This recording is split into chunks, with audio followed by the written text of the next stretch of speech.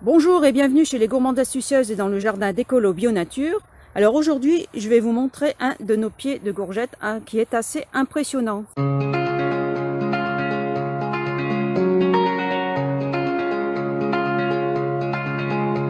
Donc il se trouve au fond de notre Keyhole Garden. Alors je ne sais pas si vous savez ce que c'est qu'un Keyhole Garden. En fait, pour la traduction, il s'agit d'un jardin en trous de serrure. Donc là, on ne voit pas en entier parce qu'il y a énormément de plantes qui poussent à l'intérieur. Donc, le principe du Keyhole Garden, c'est une construction ici en briques, mais vous pouvez en avoir aussi en pierre et en bois. Voilà. Là, au milieu, vous avez un petit chemin qui conduit à un compost qui se situe au centre. Donc de haut, ça ressemble vraiment à une serrure. Donc quels sont les avantages du Keyhole Garden?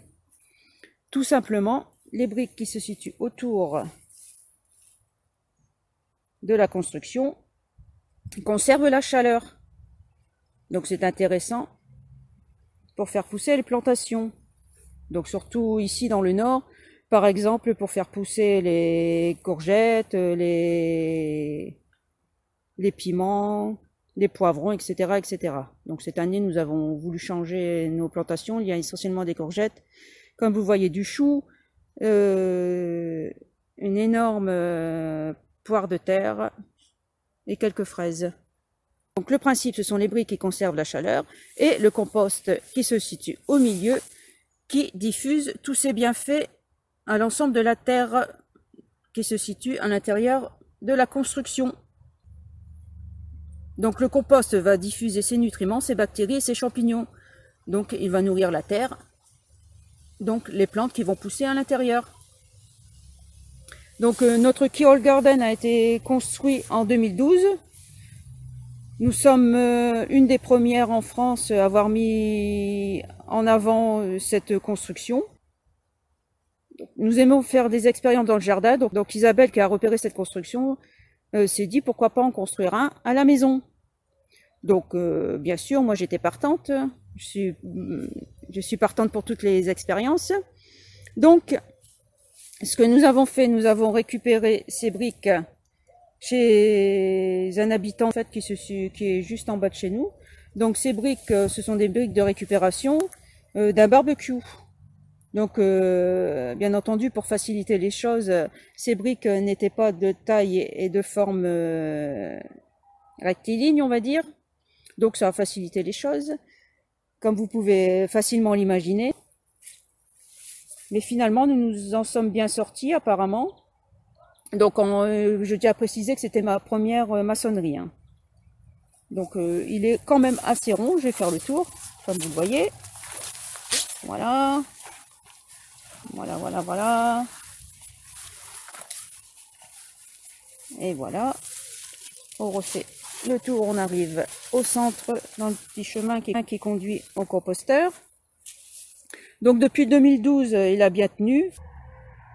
Si vous voulez en savoir plus sur le Keyhole Garden et en construire un, je vous signale qu'Isabelle du blog Écolo Bio Nature a publié un petit livret qui détaille pas à pas la construction du Keyhole Garden. Donc n'hésitez pas à vous rendre sur son blog pour plus d'informations.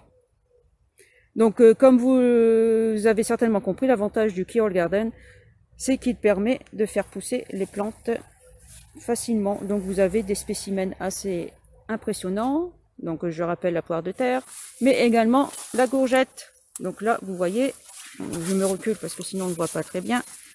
Donc il s'agit d'un seul pied de courgette. Donc on le voit de ce côté-là et on le voit de l'autre côté. Voilà, donc vous voyez, il est assez grand. Donc j'ai écarté les feuilles. Donc les feuilles sont très grandes. Les tiges sont également impressionnantes. Donc vous voyez à l'intérieur, il y a des fleurs qui poussent. Et vous voyez également des courgettes poussées. Donc par exemple des énormités comme celle-ci. Donc généralement je préfère cueillir les courgettes de petite taille, comme celle-ci par exemple. Hop, comme celle-ci. Donc avec ces types de courgettes de taille normale, on va dire, classique, je les confie généralement au four avec un peu d'huile d'olive et de fleurs de sel. C'est un classique chez moi en fait. Et c'est vraiment un délice quand on mange des courgettes confites au four comme ça, tout simplement. Je ne sais pas si vous avez déjà essayé, mais essayez. Et là, vous ne pouvez pas dire que les courgettes n'ont pas de goût. Hein. Donc là, la grande surprise d'hier, je me suis retrouvée nez à nez avec cette courgette qui est d'une taille déjà assez impressionnante. Mais également, attendez, vous n'avez pas tout vu, avec cette courgette qui se trouve là également. Attendez, hop. Donc celle-ci, bon, sa taille est assez moyenne, ça va encore.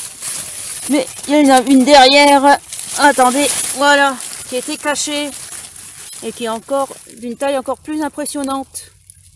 Donc j'ai été surprise, hier en venant voir mes pieds de courgettes, je me suis dit, bon, ben, depuis quelques jours, je n'en avais pas mangé.